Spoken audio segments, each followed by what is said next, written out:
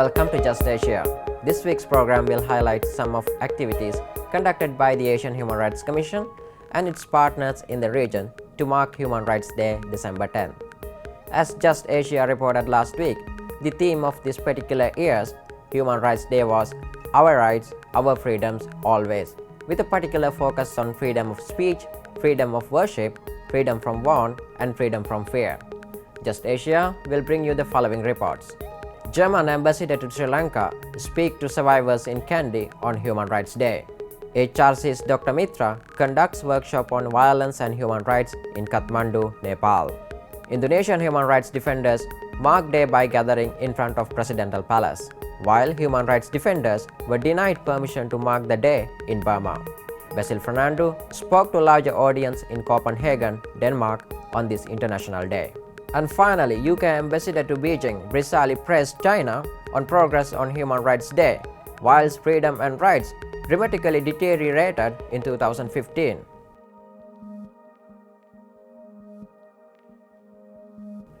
Welcome to HRC TV's Just Asia. I am Amila Sampath. We start our Human Rights Day review in Kandy, Sri Lanka, where German Ambassador Dr. Jurgan Morgard was chief guest and Bishop Cletus Pereira was the guest of honor at the event organized by the Human Rights Office.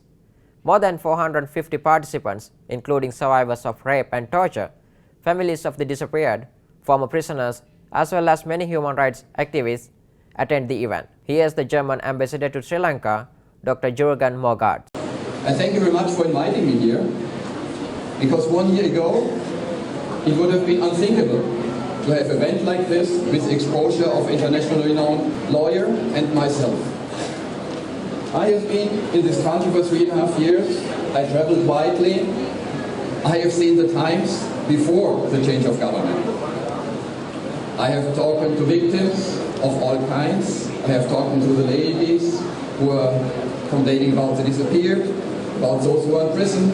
I also met people, families who had disappeared in the army. I've been talking to witnesses of torture. I have been followed. I have been monitored. I want to congratulate you, not only you here as human rights activists in the Human Rights Office. I want to congratulate you because you brought a change. You brought a change, not us, not a foreign country, not the foreign governments. It has always you who voted for a change and bringing in a new system. I have been around. I have been around also at the beginning of the year. I could observe many changes. However, only 5 months ago, I was in Madu. After my visit, CID came and was still questioning the priest there, finding out what I was doing there. 5 months ago, 5 months after the change of government. We've heard about the lawyer, about justice. Justice is important, as we see here. I like to make another aspect. It's not only justice, the truth has to come out. You have to bring what happened, the injustice, you have to bring out into society. You have to talk about it. This is an important role for writers, artists, movies. Only when everything is out to the open, people can also forgive. It's not only about judiciary. Judiciary is important. But I encourage you now, who have been working for the human rights, those who have been the victims, who have been champions of human rights, bring out everything. Only if things are out in society, people can talk about it, can get aware, learn from history and move on.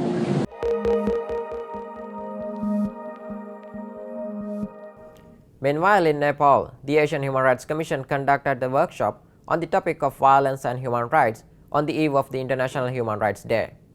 17 participants from the number of human rights organizations, the National Human Rights Commission, journalists, and lawyers spent 3 days discussing on violence in its many forms with Dr. Rajat Mitra and Dr. Nidhi Mitra, who led the workshop in Kathmandu. The workshop was followed by a rally on December 10th. Many human rights organizations participated in the rally. HRC joined the rally in solidarity with the many victims of human rights violations in Nepal. Terrorism is characterized by several important things.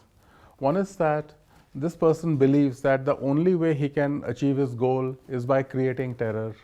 right? So for whatever method he uses, most of them are violent, most of them are to do with physical destruction, and this he believes will achieve his end. He's governed by a certain specific ideology which says that this will bring about a desired end, a desired kind of a society. Does poverty cause violence? It's one of the major issues. A violent man who beats his wife, he says that I could not stop myself, mujhe gussa itna aa gaya. Even some religious texts, they have portions where they say that a man can control a woman by beating, right? That's fortunate. People who act violent in wars say that they had to obey orders, right? So it is a deeply debatable, deeply issue. But what is important to know is that violence can be stopped, it can be controlled, there can be no excuse for violence. So it's so much interesting, yeah.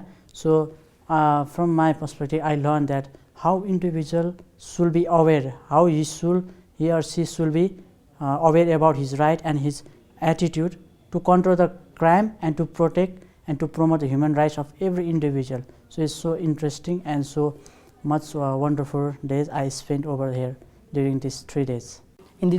As the situation of the country is very bad, I am very glad to have this training session in Kathmandu first, and to get some knowledge about to how I can help those peoples who are in trouble, in trauma, in pain, or those who are not able to get any information from the government. If I have those trainings, I can provide them also. I can make them able to know about some problems and to overcome their problems. It's really very helpful for me, and I am very thankful to AHRC.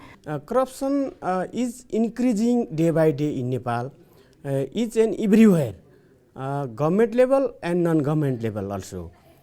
So that it is very difficult to find out the corruption cases in publicly. It is regarded to belongs to the human nature, so that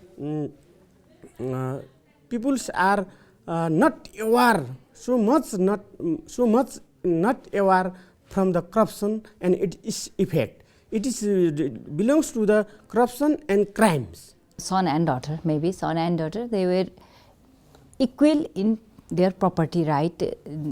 Our law says, our constitution provided that guarantee, but in our situation, in our society, they can't get equal access to property as being a daughter or as being a woman. One problem we have to see that, and another is if the woman, she or girl, they will suffer from abuse, society, they blame themselves, not proprietor. Society did not accept them to reunion in that society. They said she can't stay here. If she stay here, our children also like same. No, that's why that girl or that woman, they did not stay our society. But society did not accept. In that situation, we have to handle that case to reunion in society for maybe the trafficked girl, maybe abused girl. It's difficult in our society.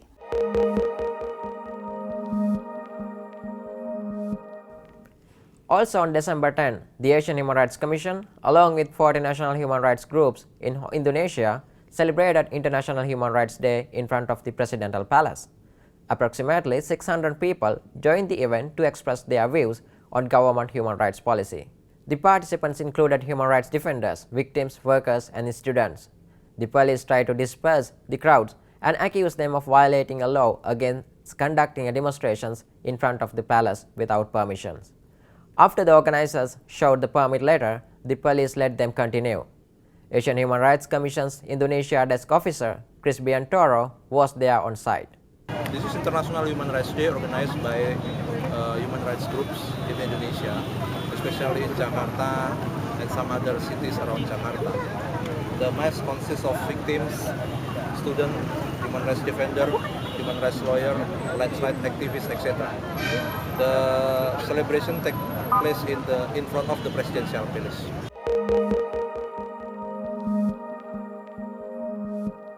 The Yangon regional government in Burma denied permission for the associations of human rights defenders and promoters of Burma to celebrate the International Human Rights Day at St. Michael Anglican Church. The organizers requested permission to commemorate the event on November 24. The divisional government waited 2 weeks before refusing to approve the request, despite government regulation stipulating that any request for public gathering must be answered within 48 hours. They received a letter signed by Rangoon Chief Minister Min Swe only on December 8. Myanmar's National Human Rights Commission had a plan to provide the opening remark to the event, but withdrew after the government denied permission. The organization still managed to commemorate the day in their office with over 300 people in attendance and with participations and support from members of Burma's international community, including the European ambassadors and the US ambassador. The Associations of Human Rights Defenders and Promoters of Burma has held the ceremony for over 10 years in the face of tremendous difficulties and is the only rights group to do so in Yangon.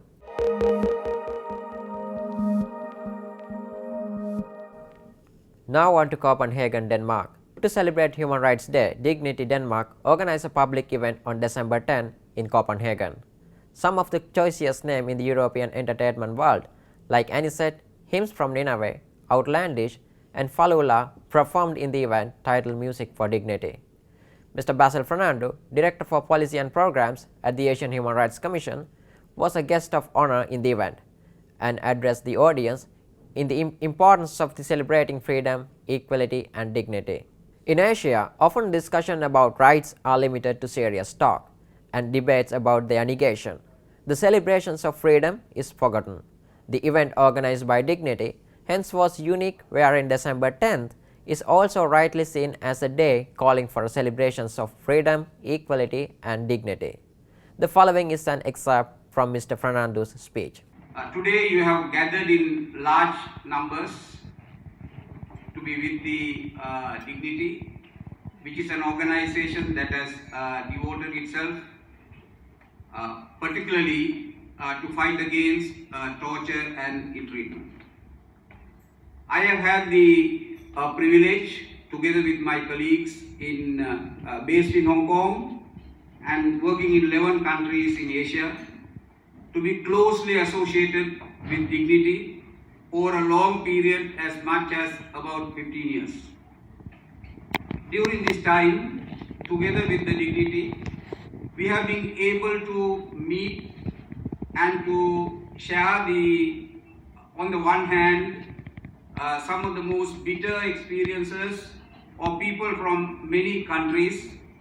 At the same time, also the enormous determination to fight back and to keep their minds intact, keep their psychological integrity intact, and also to keep their dreams intact. And the lessons that we learn is that it is not true to say that mankind has lost or the humanity has lost its dreams. Today, with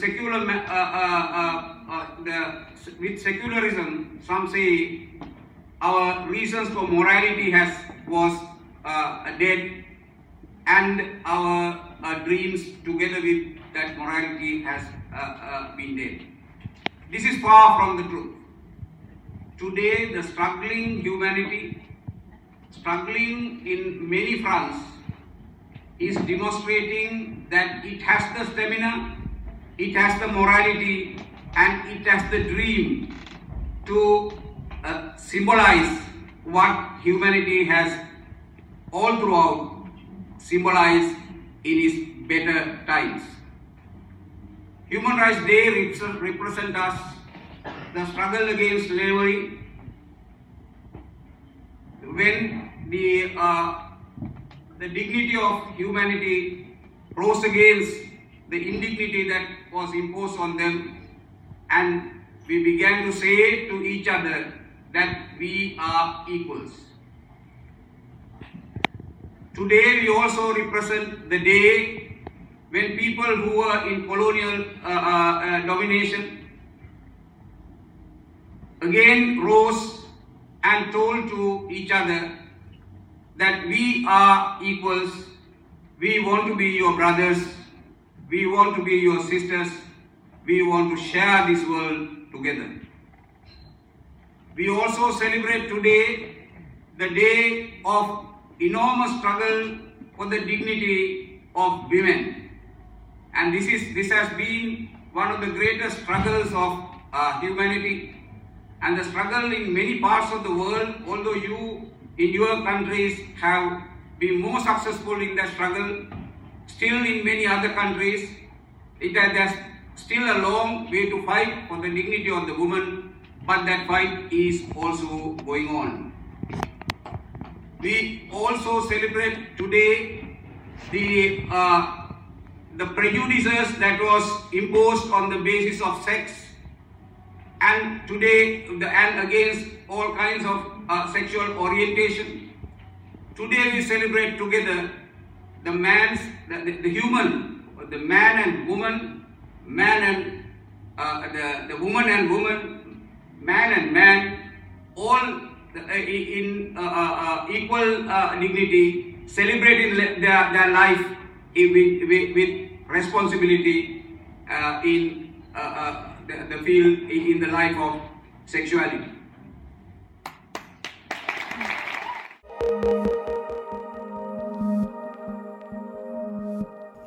And finally, Britain's recent move to cozy up to China to promote trade reached new and bizarre heights on Human Rights Day, when the British Embassy in Beijing appeared to praise China's effort to better protect the civil and political rights on its citizens. This statement, released to mark December 10th, makes no mentions of severe political crackdown underway in China this year under President Xi Jinping, which has seen hundreds of government critics, including human rights lawyers, arrested and jailed. Other governments, including US, Germany and Canada, took the opportunity to condemn Chinese worsening human rights record, particularly on issues of freedom of expression.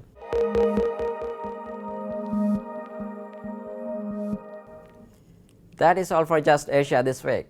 For more on these and other issues, please visit www.humanrights.asia. Thank you for watching and see you next week.